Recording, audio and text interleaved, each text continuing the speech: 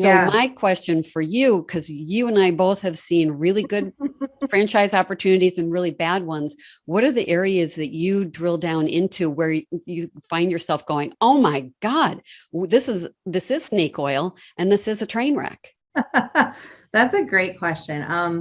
I think that, where I advise franchisees to always be cautious, and one of the ways they can be cautious, say, well, how do you really do that?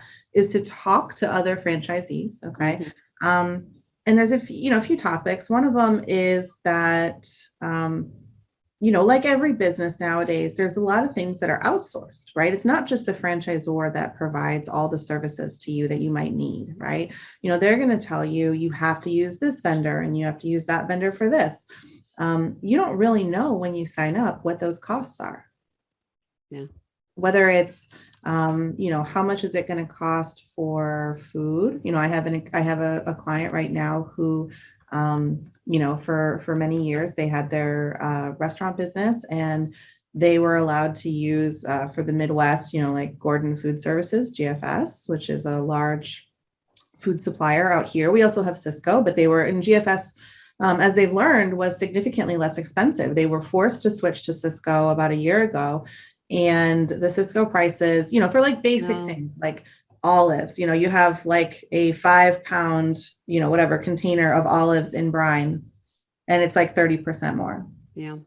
And so there are things that aren't going to be disclosed in the FDD, and you really have to do your due diligence, talking to the existing franchisees to try to find things out. And it's not about playing gotcha. Like, that's not the purpose. The purpose is to make it so that you are comfortable with what your investment is and what they're going to require you to do, at least as best as you can at that time. Yeah. And so when I'm working with a qualified candidate and we're going through the process, I one of my favorite tips and tricks with item 2 is go through each one of those names. Item 2 is who are the executive leaders in the company. Great. They're named by name. Go to your search bar, type in their name, go to LinkedIn, take a look at Yeah. their background. So item by item, do you have insights that you give to your franchise clients as to how to digest that document?